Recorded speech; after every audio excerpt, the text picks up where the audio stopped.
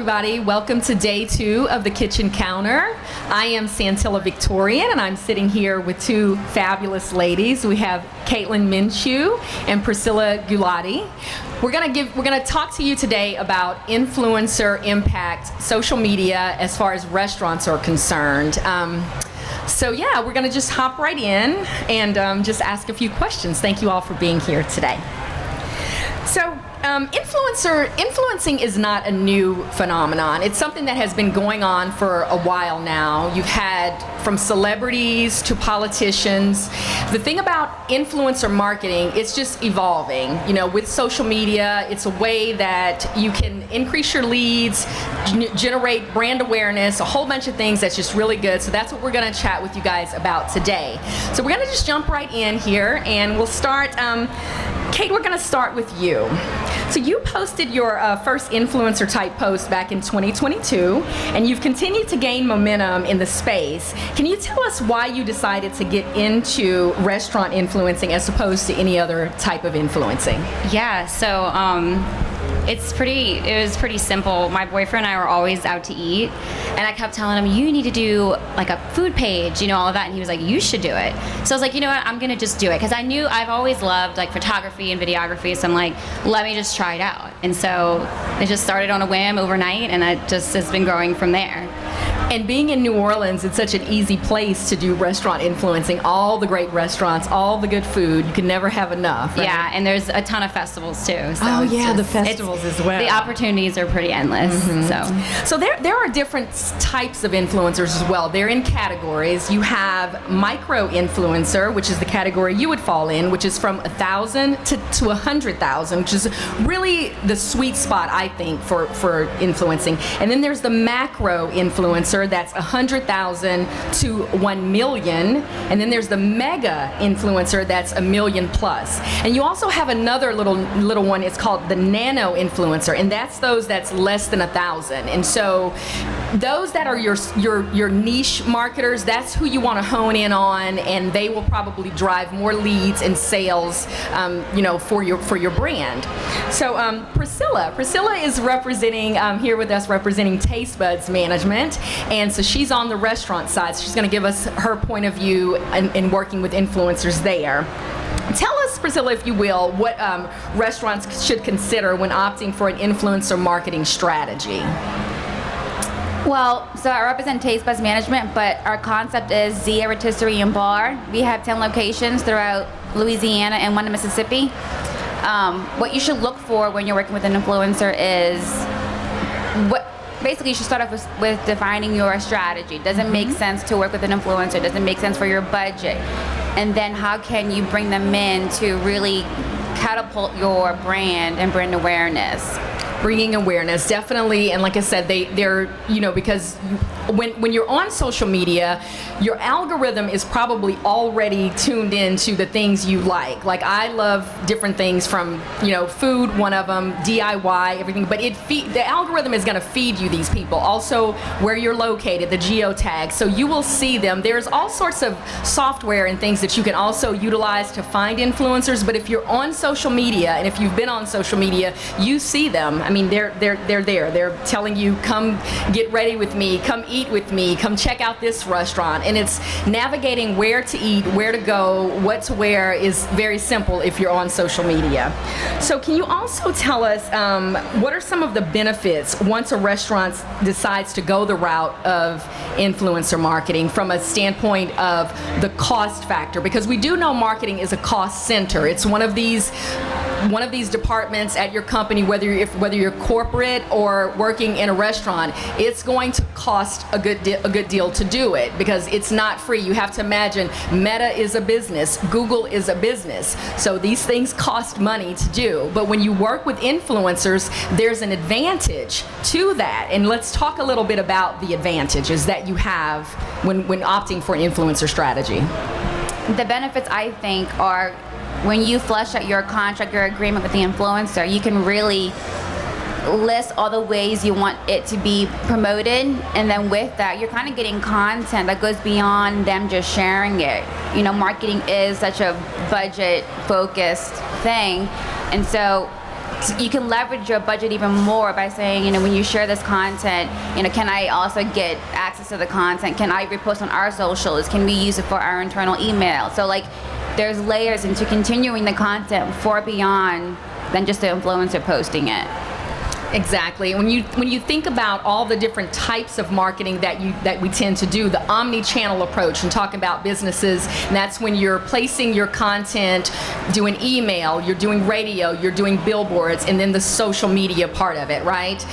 On social, and even with Google, you think about when you're on social media, though, we're thinking about like things, people invest in things like ad blockers, right? So when you think about the work that Kate does, she's not going to be blocked by an ad blocker, because she has this beautiful content that's going to flow into your feed. You're going to be able to see it. And so let's talk a little bit about those type of things too. It's changed the game so much, influencer marketing, and the things that you can accomplish using influencers. Yeah. So I want to really quickly, Roberto, if you will, let's show one of Kate's videos, please. It's so good. Thank you. Wanna party, listen to your body. I want to be naughty. Girl, I really like the way you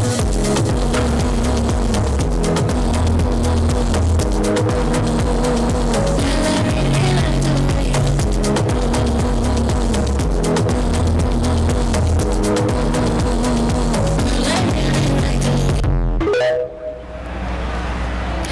So in looking at that, you don't even know that you're looking at it's not an ad, but it's marketing for you, and it just comes across beautifully, and there you have it. So she's putting the restaurant there. On which restaurant was that? That was the new Tacos de Cartel in CBD. Okay, and so you see, and it's just, so those are the things. And looking at your content, I can see some of the things. Let's talk about when you go to restaurants, because the way your content is shot, I think you set yourself apart so lovely in that your things are planned out before you do them, and it shows in your work. So tell us a little bit about when you approach restaurants, and do you call them ahead of time, or you set the strategy? Tell us how that goes when you contact them. Yeah, so I think when you're first starting out, people aren't going to reach out to you. You have to reach out to them. So everyone starts there. I think people kind of forget that, you know, but I was lucky enough, my friend is the marketing manager for Tacos de Cartel, so we've been knowing each other forever, and he was like, I really want you to come in. And when I walked in, I was like, oh my gosh, this place is stunning. It's going to be very easy, you know, and like kind of like what we talked about earlier, like I get there right as they open, so it's empty and it kind of can capture everything. I like to do a very like cinematic approach to all my videos as well, because it's definitely eye-catching, you know, that's what people tell me. So that's what really works for me. So I'm not going to really change it up if that's what's working. Are you shooting the content? Yes. Oh, yes. So when you see me, he's the one that's videoing me. Oh, the built-in videographer. Yeah, because some people bring like a tripod and all that. I'm lucky enough to have him. He comes with me to everything, so he's videoing me. But when it comes to like the restaurant in general, like that's me. But that one was just such an easy place to shoot because it's so beautiful. You know. Nice. Now, Priscilla, in thinking about that, I'm just influencers are only one piece of the puzzle, like we talked about. There are so many things that can be done and things that have to be done for a marketing strategy. But let's shift gears for a moment and talk about user-generated content. And user-generated content is a marketing term, but it is the type of content that you guys may post it. Sometimes you go into a restaurant and you take a picture of your food and you post it and you tag that restaurant. That is a good form of marketing as well. And so there's an influencer who you guys may know if you're on social media, who's known as Keith Lee. He has it's a term that's been coined for him called the Keith Lee effect. And Keith is a influencer, and he falls into the mega influencer category, where the way he started is that he started just going to a restaurant, buying food, and coming home and just eating it, tagging the restaurant. And what started to happen with him is that people just took to him as a person, because I don't think he may have been eating a sandwich or a donut, I don't know, but he tagged where he was, and before you know it, the place where he'd gone has lines around the corner. So this is why they've coined the term the Keith Lee effect. In this video that we're going to show here in a second, he was in New Orleans. He's come to New Orleans. He goes on food tours, okay? And it's like I said, it sells out. I mean, anywhere he goes, sometimes it's a little bit of a stress, but I think it's a good stress to have when you have a person like this coming and showing you what. Let's play his video as well, Roberta. This is just a snippet of Mondays, I think, is where he was. Look, that's all sauce. Whoa. Whoa, whoa, whoa. Those grits got crazy flavor. Wow. I'm not gonna lie. Whatever sauce it is packed with flavor. It's like a butter sauce, but it got a little bit of spice. And lamb chops too. Again, if you got a low salt threshold, this might not be for you, because this thing is seasoned. I'm not really sure what sauce it is. Ooh, it's thick. It's a thick sauce.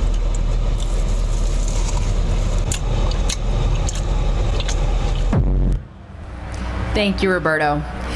And so with Keith, okay, so he has to stay anonymous in what he does because it would kind of ruin his style of working. But you can see between Caitlin's video and his video is two different styles of working.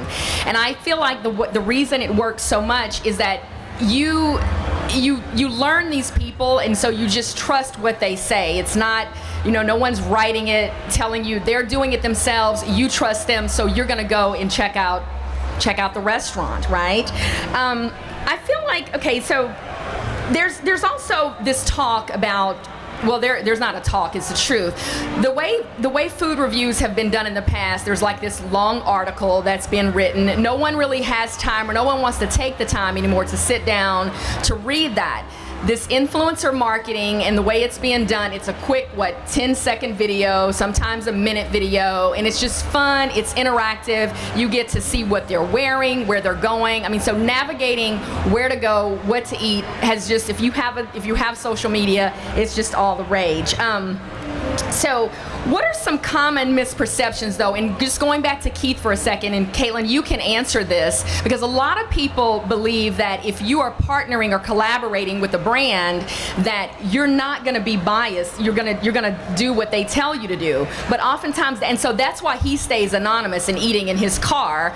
But let's talk about that for a second, because that's not always the case. I mean, a lot of times you guys go to restaurants and you're not partnered up with them. You're just doing it on your own, right? Right, yeah. And I think that kind of like the trustworthiness thing that you said is very important, because I mean, everybody's taste is different at the end of the day, but I mean, I go to restaurants sometimes on my own and make a video for them. Yeah. But it is different when you are partnering with a restaurant, because they're looking to highlight certain dishes and, a certain style and all of that. So yeah. So it works. Influencer marketing works because it's affordably. It gives restaurants a way to affordably market themselves. Like I said, traditional advertising is extremely expensive, from your television, the billboards, radio. I mean, it's just extremely costly. It's a way around, like I said, the ad blockers. You're not going to get blocked by an ad, right? So it's just less intrusive, and it's more meaningful, interactive, and just a fun thing. So Priscilla, tell me this. Right now, I know when you launch, let's talk about statistics and things for a minute, and how you track with somebody like Keith, you can clearly see, but how do you track when a person decides to go the influencer route? How can they be sure that this is going to work for them? What are some of the things that businesses are using? I mean, do you know? Yeah. So I think there's two different sides to analyzing your data. There's the data that you can see in a dashboard, Facebook, Instagram. You can see your metrics. It's important to have those fleshed out so you can compare and see, was it successful or not. With an influencer campaign, I do think it's been a little bit more kind of hard to see what the results are, because it's not as, it's like not in a dashboard, But I think it's important that when you pick your influencer, that you develop a level of trust that what they are producing for you works for their audience, and that's what you're really kind of That's what you're getting. That's what you want. You're getting access to their audience, the people that trust them, that value their input, and that is what the big benefit really is. And so that data really, like, you may not see you probably can see impressions, but you might not see like, oh, sales jump up right away, but it'll it's a come long over game, time. right? It's like it's a long-term situation. And you can work out, right, Kate, when you decide to partner up with a restaurant, whether you're going to be, is it going to be on TikTok? Are we going to do it on Facebook? Do you decide that, or do they ask you how many posts are you going to do? Which platform is it going to go on? Do you decide that, or does the restaurant, or do you just suggest to them that this is what we're going to do? Who's coming up with the strategy? So usually I do. So if they reach out to me, I'll respond and say I would love to work with you. These are my deliverables. So I'd like to use every single platform: TikTok, Instagram, and Facebook. Facebook is is actually I've noticed over the past few weeks I've been using it. I was like, oh, I should have been using this a long time ago. Yeah, it's still, when it comes down to business, Facebook is still, despite what a lot of the young people think, Facebook is still the number one thing for businesses and their advertising. That's a fact. So in speaking of strategy, though, so let's talk about the importance of the strategy when working with an influencer, because it's not a spray and play thing.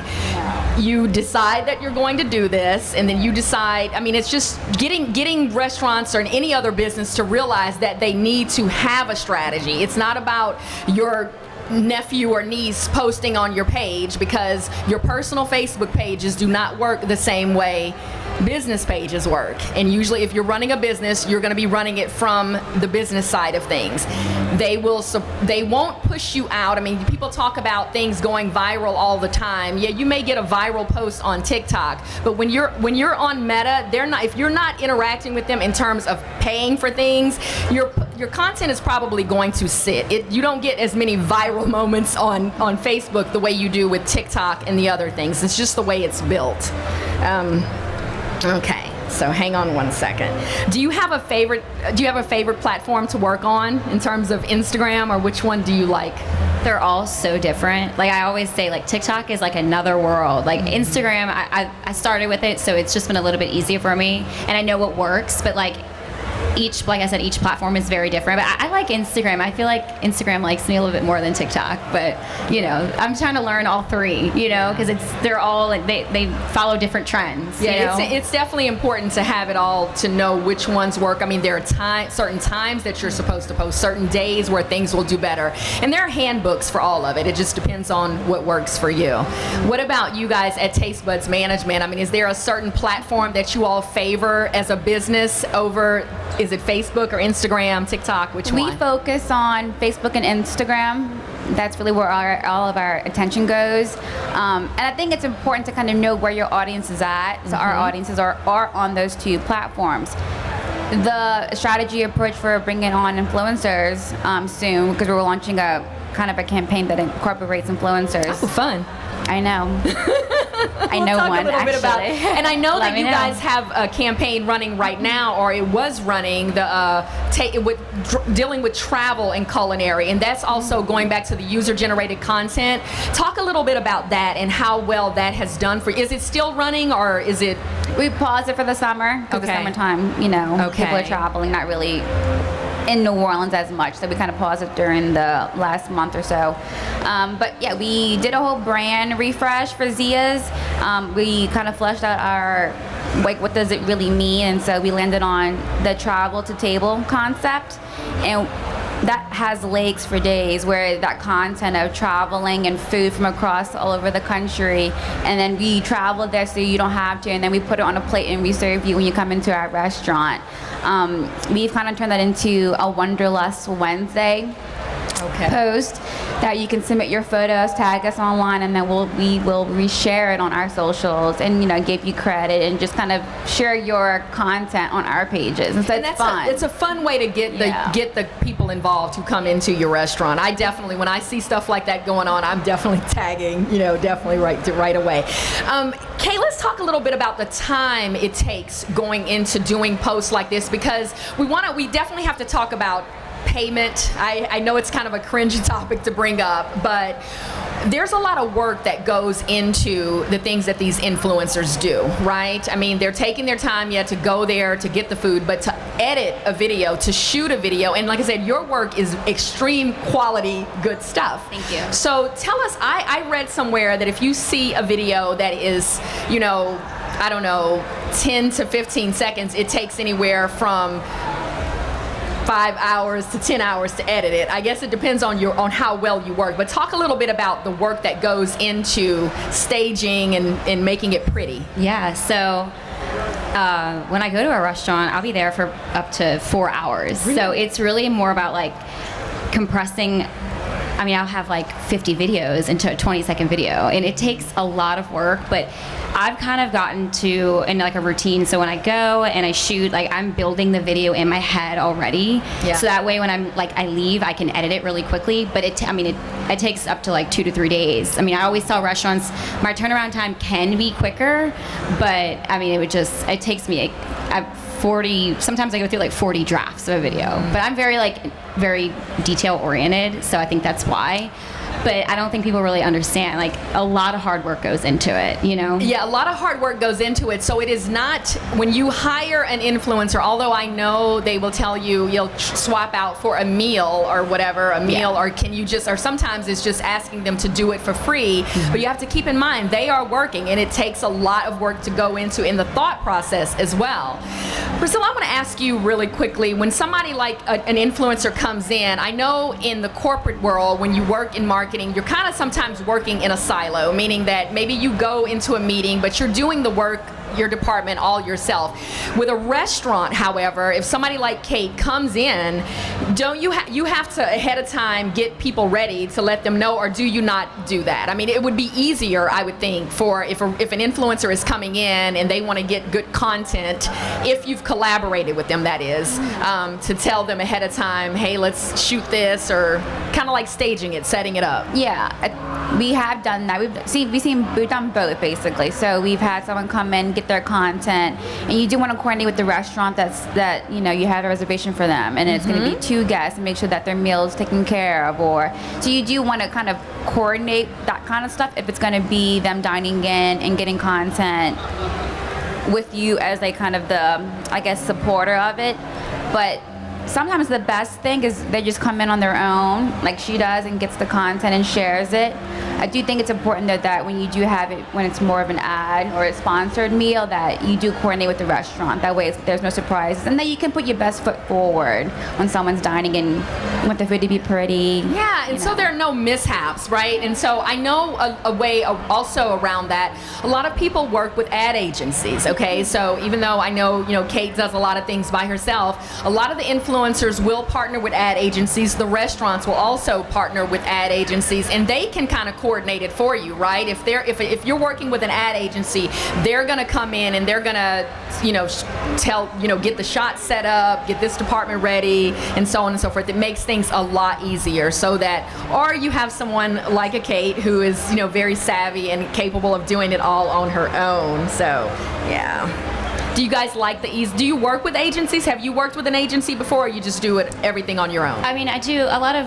I don't work with any agencies. I do everything on my own. But I mean, agencies for like hotels will reach out, and that they're kind of like the third party. Okay. And kind of what you were saying about like coordinating with setting like restaurants, like that is so key, because I've gone to a lot of collaborations and they have no idea what I'm talking about, and I'm it's kind of discerning, because I'm like, y'all reach out to me, and it ends up getting worked out. But I do go to some that they know exactly when we're coming, and they have everything ready to go, and it makes the time a lot easier, and just everything flows a little smoother. To have it all planned out. You create relationships when you're the one kind of representing the restaurant directly with the influencer. You create that connection, relationship. Yeah, definitely. It's a better partnership. Yeah, I think it's definitely easy to have somebody there representing you, so that you can concentrate on the content itself and getting ready to put it together. So, Now, the influencer community here in New Orleans, it is growing. I mean, it's large. I asked these young ladies earlier about influencer events because I think about when restaurants are opening per se. I know when restaurants open, a lot of times, you know, they're trying to fill it right away. They've just opened. They don't. To me, an influencer event, and by that I mean the business or the restaurant is inviting a bunch of influencers in because what they're going to do is they're going to shoot their content. It's going to be all over social media, and there you have a built-in way of getting your marketing out there, right? Yeah. So they don't do often here or no? Well, the influencer community here it's large in a way, but it's still pretty small compared to like New York and every Yeah. other big city in the country. But yeah, there's a few, like I said, with the holiday parties, there are a lot, but there's not as many as there should be. I feel like, and people are learning that though. Like a lot of restaurants are definitely learning that, and you've seen them pop up a lot more now. Yeah, I think, and most of the content that I will see from the influencers are like the brunch, right? Going to a brunch, I would think, are seasonal menus. What is some type of content that you think you're going in? I see brunch mostly, I think, or a drink menu, or this is a menu item that's come up, you have to try this. Also, when you're going to the restaurant and you're deciding what you're going to do, I often see you guys sitting there with huge plates of food. I guess there's a lot of taking that stuff home because there's no way Oh you're my God. eating. Yeah, he knows. We have a lot of leftovers all the time.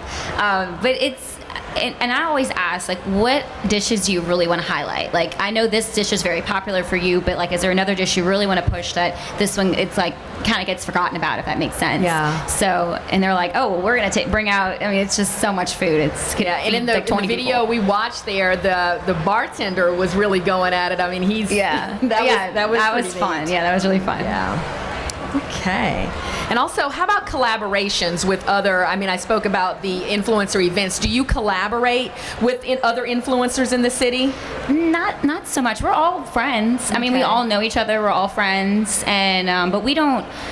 Everyone kind of does their own thing here. I mean, there's sometimes people will get together, but I haven't really done anything like that. I kind of like to just stay On your like own, solo, and just kind of doing your yeah. own thing. Yeah. So it seems to me, like I said, in talking about advertising and influencers and them being a way for you to do it, it's no longer it's not really it's a nice to have, it's almost a need to have with the way the industry is going and the privacy things that have come about. So, and this is a way, like I said, you're going to definitely get your content out there. You won't have to worry about an ad blocker. So, you know, it's just a good thing. I think, let's see, what are we looking at on time? I don't know. We want to leave some time for questions. Priscilla, did you have anything else you wanted to add in terms of influencers and restaurants? Just and- one little note that when you do your strategy, that you're very clear about what you're trying to achieve. You know, don't just do something because it's trendy or whatnot. You want to make sure it's going to have your goals met, and that it's going to be successful. So once you do it, also analyze your data and make sure that it's a good fit. And it's just a mindset to try to get people into, because we talked about a lot of businesses, they just don't understand marketing and how it works. Yeah, we know it's a cost thing, but it's methodical. And if you stick with it long enough, it will work for you. But it's not just doing whatever you feel like and putting it up and then throwing your hands up because you think it doesn't work. There's strategy that has to be behind it. So. All right, so we have a few minutes left here, and I wanted to just reach out. Did anybody have any questions or no? Okay. I don't have a microphone, but can you? Okay. I was just curious there's different influencers, some in New Orleans, some in the state, small followers, big followers. What does the different costs look like for restaurants? The cost. Now, I do know a lot of restaurants a lot of influencers do have rate cards that they use, but I don't know. You can speak to the page.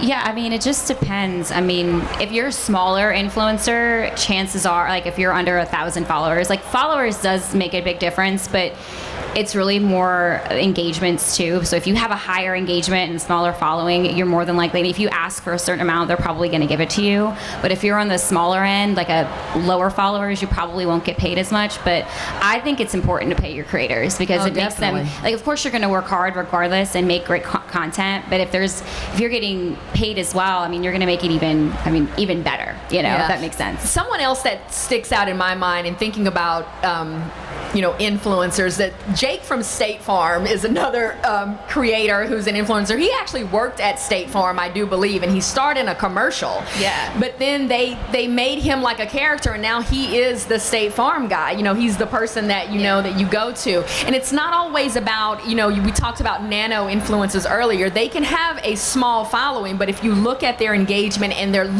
go to their comment section and see who's commenting, who's interacting. Do you do a lot of interacting with if somebody comments? Yeah, that actually helps push the algorum. Even definitely when does. people leave negative comments, I'm like, you're just helping my algorithm. Yeah, at the end of the day, need to need to comment back to the people who comment for you, because that's going to show these platforms that you're active, and it will help the algorithm out a lot. And I think when it comes to like price, kind of what he asked, everybody's different. I mean, there's no like set price. I mean, you kind of make your own price, and then I think as you grow, your price keeps going up, obviously, and all of that. But yeah, anytime I've ever worked with influencers, I always start off asking about a rate card, because some of them will have, for this type of post, we're going to charge this. If we're posting a photo, it's this. If it's a video, it's this. So I usually just start off asking if they have a rate card, and if they don't, then we just agree on a price. But that's getting back to New Orleans trying to come up with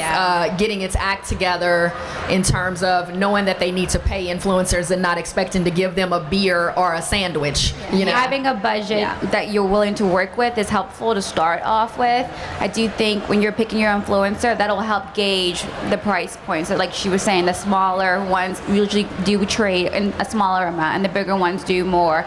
They're more costly.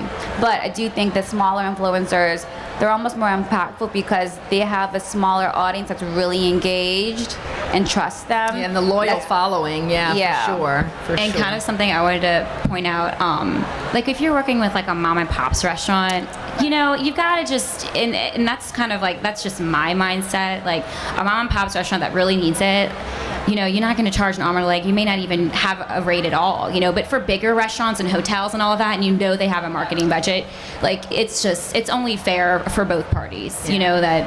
And going back to Keith for a second, that's another reason why he started doing what he does. He only works with really small creators. And even if I know he came down and he went to a couple of Maro's restaurants that weren't necessarily small, but his social media following wasn't that great, right? So when he made his post, he showed you like this is now what his following is. But he obviously doesn't charge at all because of what he does. He goes in anonymously and does it, and then that's the impact that he has after, and then they get to see all those great returns. So, do we have any other questions for the influencers? No? Okay, well, thank you ladies so much. Thank you for having me, or having us. Thank you guys for coming. Thank you.